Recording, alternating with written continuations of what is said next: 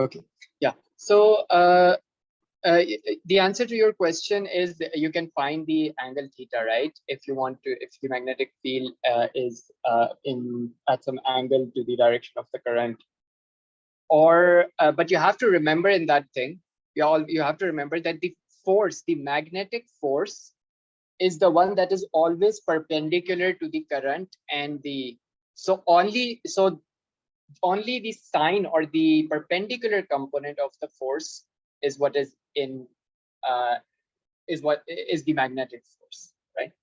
In that case.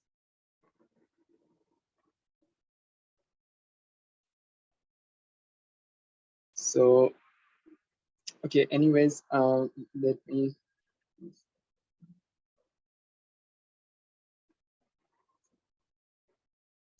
okay. So let's start from this first question that we have.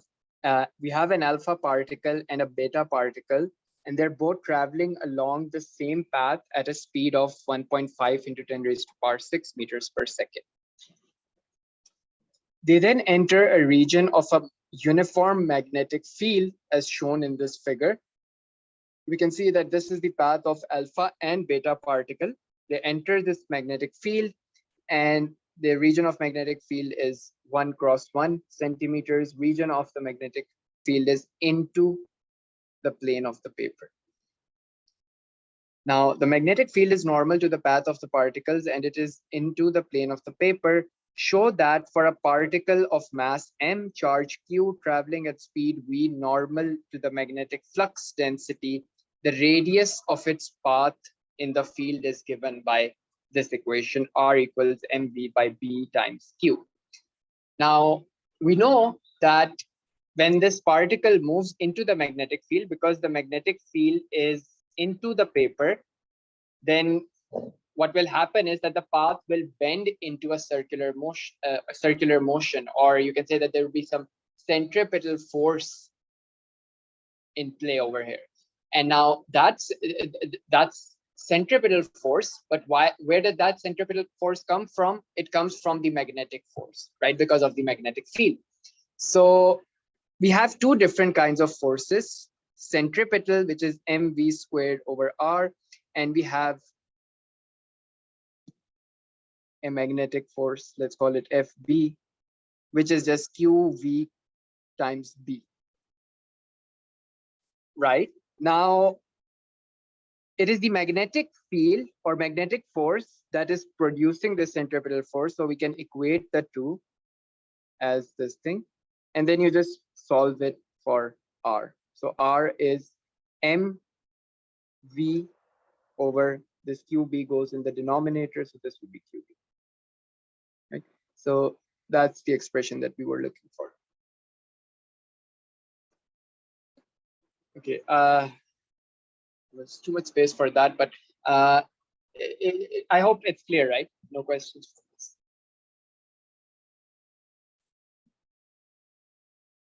Yes. Okay.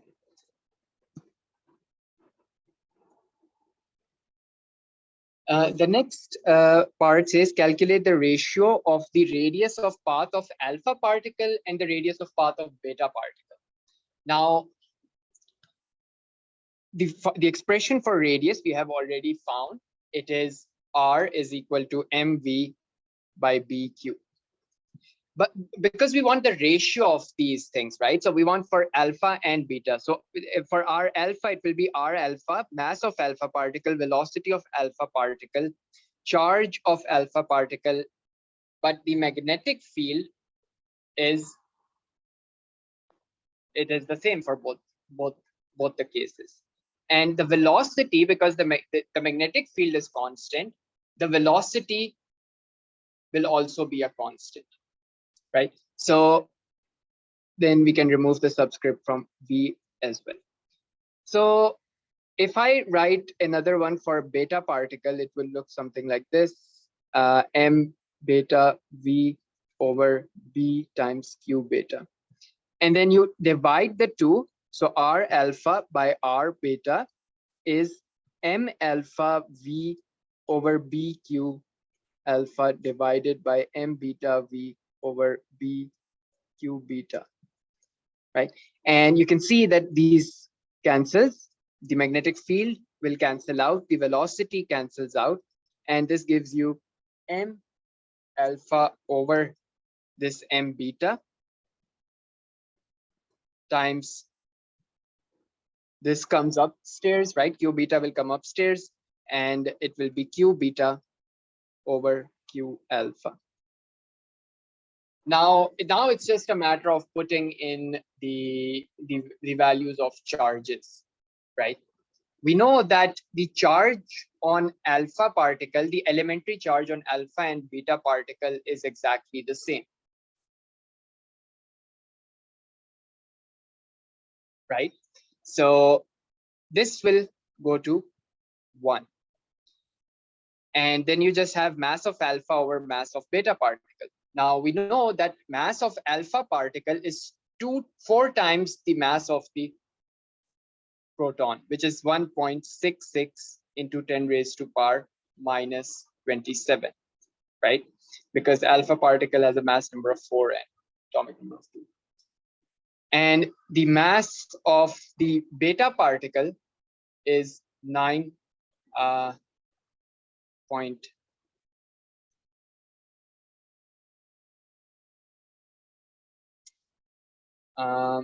actually there is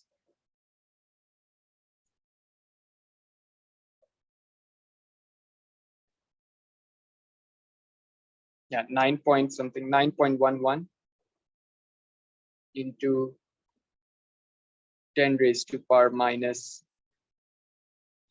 31, right? And this is what do we have over here? 2 times of this thing. So this would be mass of alpha particle is 4 into, you have these masses of these particles in the data booklet, right? So 4 times 1.66 into 10 raised to power minus 27 divided by 2 times 9.11 into 10 raised to power minus 31. And this gives you 3.64 into 10 raised to power 3. Right? So these are given in data book.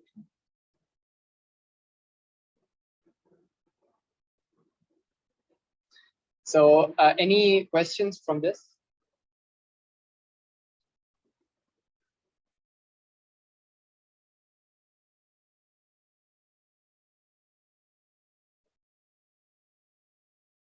No, sir. No questions?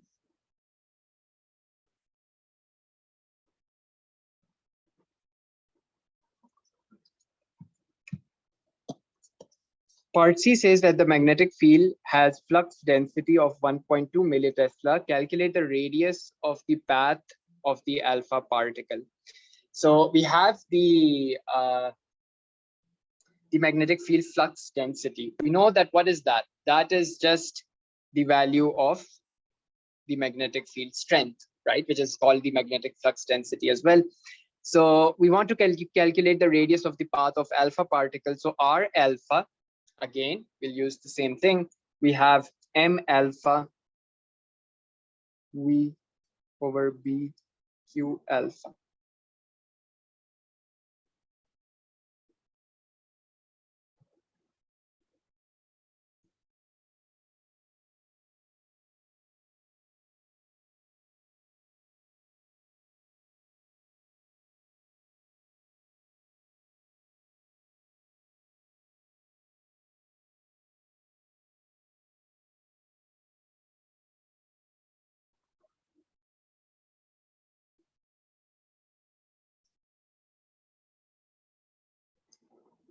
Can you hear me? Hello. Yes, sir. So what would be this then? The mass of the alpha particle, 4 into 1.66 into 10 raised to power minus 27. The velocity of the particle, 1 6 divided by 1.2 millitesla, which is the value for B. So it's 1.2 into 10 raised to power minus 3.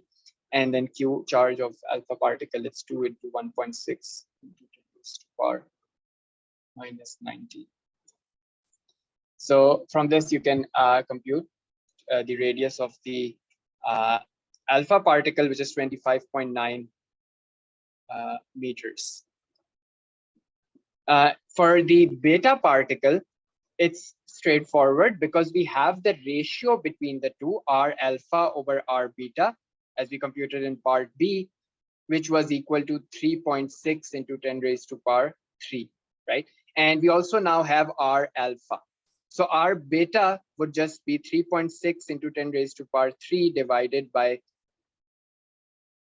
3.6 into 10 raised to power 3 divided by what is our this thing, 25.9. So this gives me 7.13 into 10 raised to power minus 3 meters. So there is something that you note in this thing. Is quite large, so it's forming a bigger circle in there. If it's forming a bigger circle, what does that mean? It means it takes time for its path to be bended. However, for beta particle, the radius is extremely small. Can you suggest why is that so?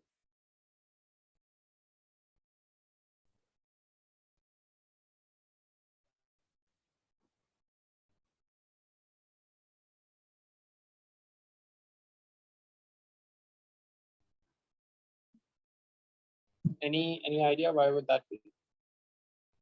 Okay, so we know if you look over here, for alpha particle, suppose I draw alpha particle over here.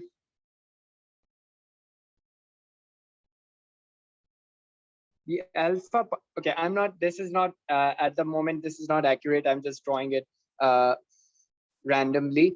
So the path of alpha particle could look something like this, while for a beta particle, it might look something like this, right? So clearly in this case, the radius for beta is very small. However, the radius for alpha particle is very large. Why would that be? That would be because we know that alpha particle is heavier. Yeah. Sir, can you explain the part B, last question, part B again? The calculating the ratios. Sir, beta particle.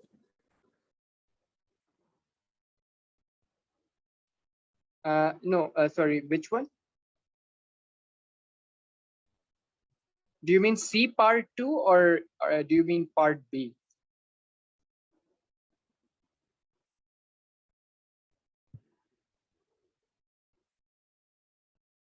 Hello. Omar, are you talking about this ratio of the radius of paths of particles? Part C2. Yes, sir. Oh, part C2. Oh, okay. So in part C2, in C1, we found the radius of alpha particle. In C2, we just want the radius of beta particle, right? But we can do that without involving a lot of calculations because we have the ratio between the two, which was what we computed in part B, R alpha over R beta, which is 3.6 into 10 raised to power 3, right, over here. Now, if this is this, then we know R alpha because we computed it in the previous part, 25.9. Then we can easily find R beta from there by just dividing 3.6 into 10 raised to power 3 by the radius of alpha particles, which gives me the radius of the beta particle. Sir, this gave 138.99.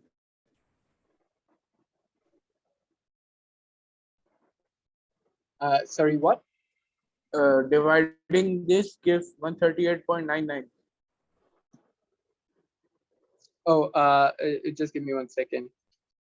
Did I write this thing? It was R alpha over R beta is equal to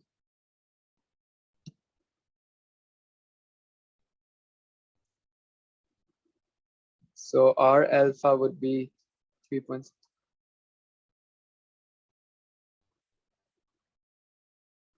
Sorry, R beta would be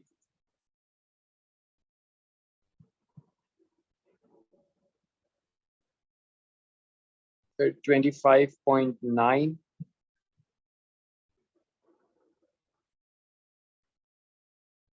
It should not be larger. The radius should not be larger. Let me just confirm this ratio. Did we compute that correct? Radius of the path of alpha particle over radius of the path of beta particle, which is R alpha over R beta. That's what we did. And we got that as 3.6, this thing. R alpha is this. Let me just confirm this.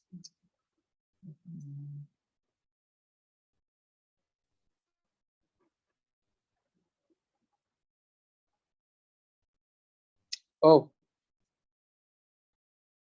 of course. Sorry. When you bring this R beta from this equation would be what? R alpha divided by 3.6 into 10 raised to power 3. My mistake, sorry. Okay, is that clear now?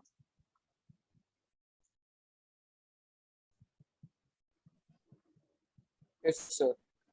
Yeah, sorry. 3.6. Right. Okay.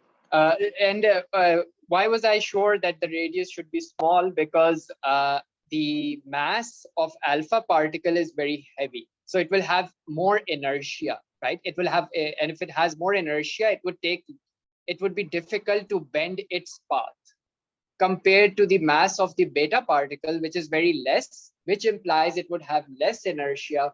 And that means it would be easier for the path to be bended for a beta particle. That's why the radius of the beta particle has to be, you expect it to be very less compared to the radius of the alpha particle, right?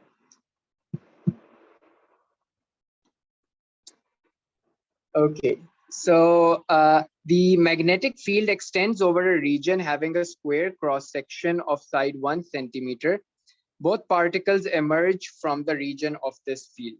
As we saw, mark with letter A the position where the emergent alpha particle may be detected. Where would so this is what we have, and we want to show where would the alpha particle be detected.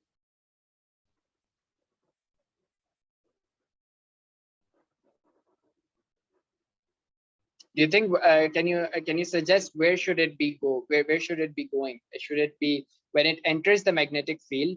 Should it go straight through it? Should it bend upwards or bend downwards? What is the direction of the magnetic field? Magnetic field is into the paper, right? So this is into the paper, magnetic field. Alpha particle is net positively charged, right? Downwards. So no, what about, so the direction of current where the particle is flowing is this one. So where would the direction of the force be? Upwards, right? Perpendicular to all these axes. This is the direction of current, which is basically the flow of alpha particle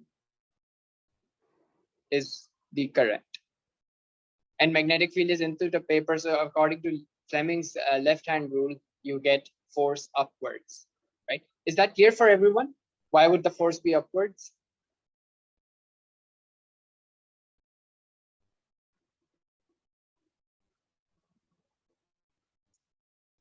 Okay. I just saw the chat. Okay, so that was for the previous part, right? But is it clear now, Hasib and Alicia? I don't know what was in my head. Why was I doing the division wrong? It was the inverse of what I was doing. Okay, so the magnetic the deflected path would be upwards, but again it would be something like this, right? You could say something like this. So could be somewhere over here, closer to the direction. Closer, why? Because again, alpha particle is heavy, so it would be difficult for it to bend its path. And for the next one, mark with letter B the position where the emergent beta particle may be detected. Now, beta particle, if it should, beta particle should be detected where? Downwards, because it has an opposite charge, right, compared to the alpha particle. So because it has an opposite charge compared to the alpha particle, the current direction of current will flip, right? And if the direction of current flips, magnetic field is still into the paper, then the direction of force flips according to Fleming's left hand, right? So the beta particle would go something like this, and it would be deflected before it reaches the other end, because it the radius as we compute it is very small compared to the radius for the alpha particle. So B would be over here, the beta particle.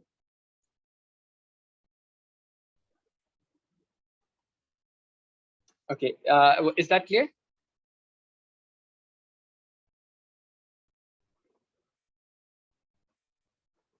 So if we had used Fleming's, yeah, so you'd still get the same thing, right? We used Fleming's left hand rule, right? We would have gotten the same direction. No, we would not, right? Why would we not? Because for the alpha particle, this is the current that we took in the right direction, right? It's going, the alpha particle is going in that direction. The current is basically where the alpha particle is flowing. Now, with respect to that, the beta particle is the opposite charge of alpha particle. And we know when the charge is opposite, the direction of current flips. So that the direction of current would flip and the force would now be pointing downwards.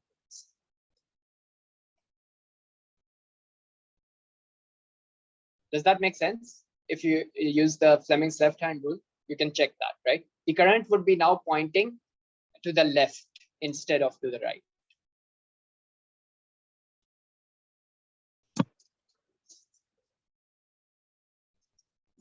Okay, all right. So that's that, right?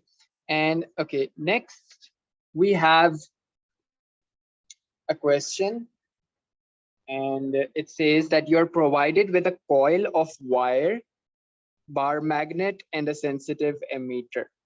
Outline an experiment to verify Lenz's law. Okay, so it's just what we talked about when we discussed Lenz's law. How can you verify Lenz's law? What did the Lenz's law say?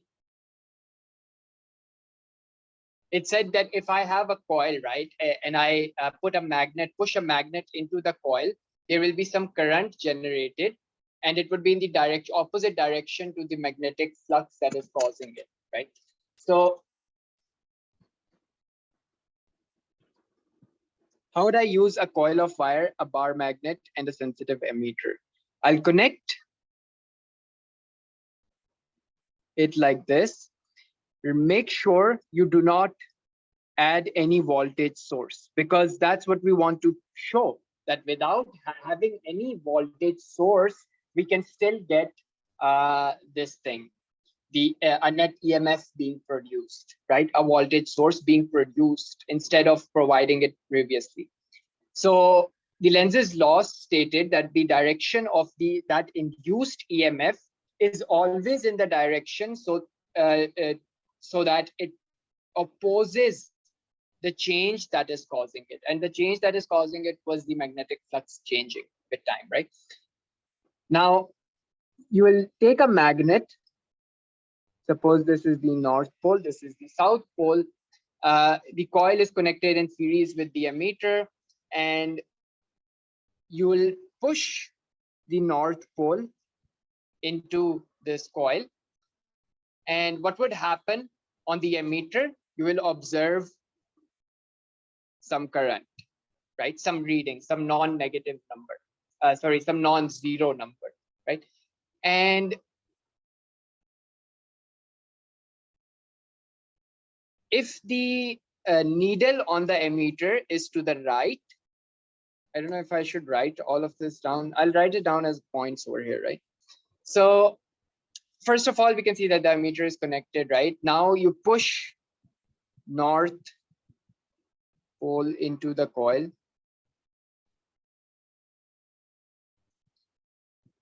When you push it, you will observe deflection on the emitter.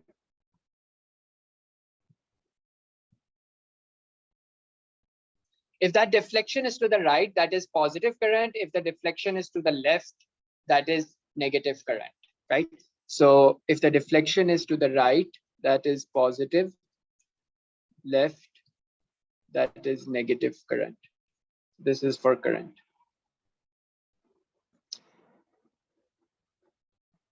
Now, the current has been produced, and then you observe you feel some repulsive force to the magnet, which is why, because as I induced this field into this coil, or the EMF into this coil, the field started to repel the magnet. That's what Lenz's law states, right? So the field in the coil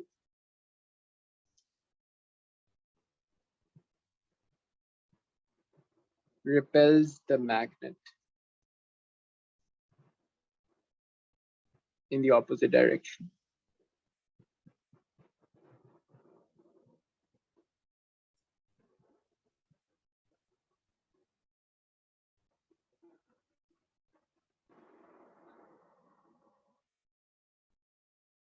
And this is how we can verify Lenz's law. Now, if you reverse the direction of the magnet, instead of moving it in, you move it out, then you would observe an opposite deflection on the emitter, right? Because the current would be in the opposite direction to the emitter.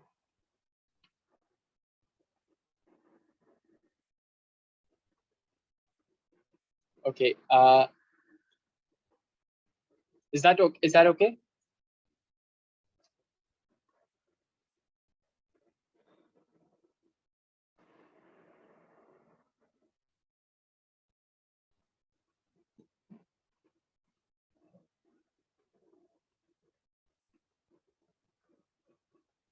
Okay, negatively charged particles are moving through a vacuum in a parallel beam. The particles have speed v. The particles enter a region of uniform magnetic field of flux density this. Initially, the particles are traveling at right angles to the magnetic field. The path of a single particle is shown in this figure. So here we have negatively charged particles. They're moving in this direction. They bend. The negatively charged particles follow a curved path of radius 7.9 centimeters in the magnetic field. A uniform electric field is then applied in the same region as the magnetic field. So in this region. For an electric field strength of 12 kilovolts per meter, the particles are undeviated as they pass through the region of the fields. So their path does not deviate as long as the strength of electric field is maintained as 12 kilovolts per meter, right? So the forces basically balance out and the path does not change, right? On figure 7.1, mark with an arrow the direction of the electric field. Where would the electric field be pointing? Note that these are negatively charged particles, and we can see that they move upwards, right? And we know the electric field comes from positive and goes into negative. So the direction of electric field should be in this direction.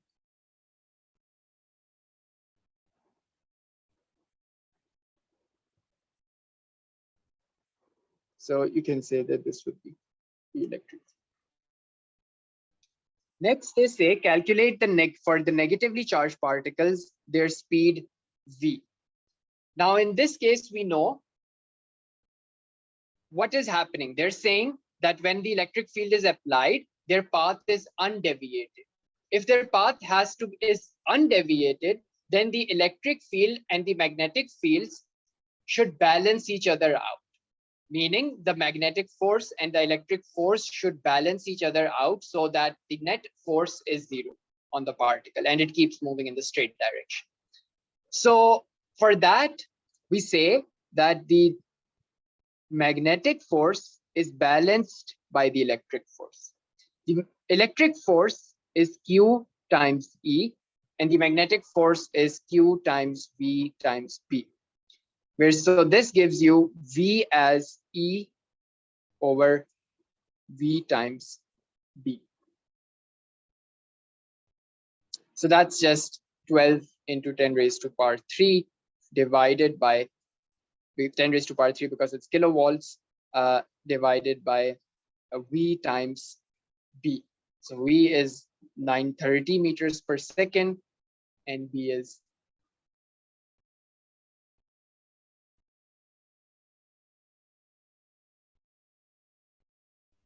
no, it's not.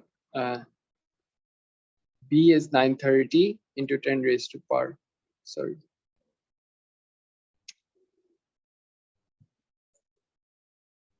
I don't know what's wrong with me today.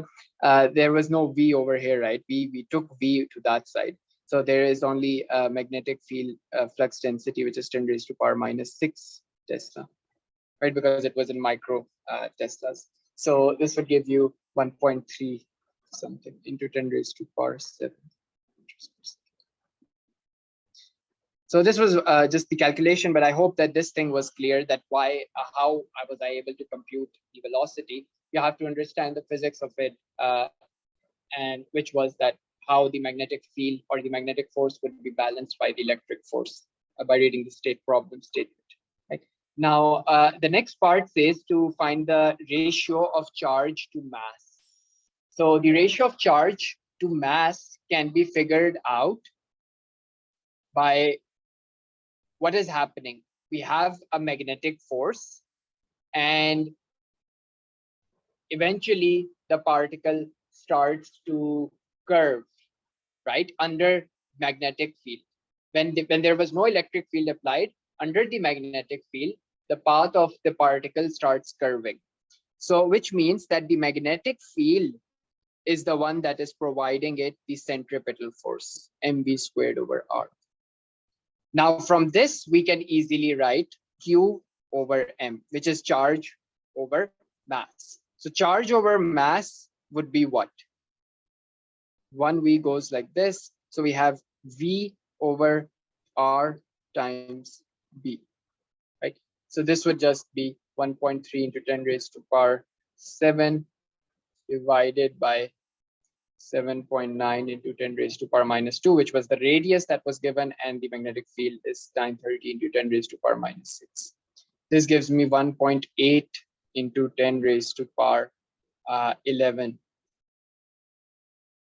coulombs per kilogram. Any questions from this thing so far?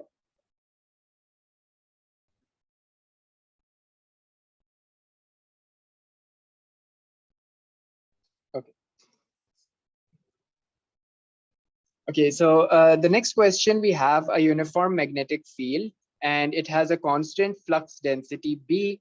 A straight wire of fixed length carries a current I at an angle theta to the magnetic field.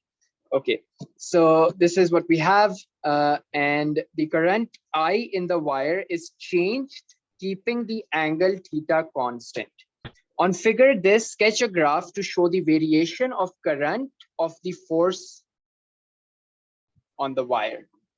Now, what is an equation that relates these variables? We know F is equal to BIL, right?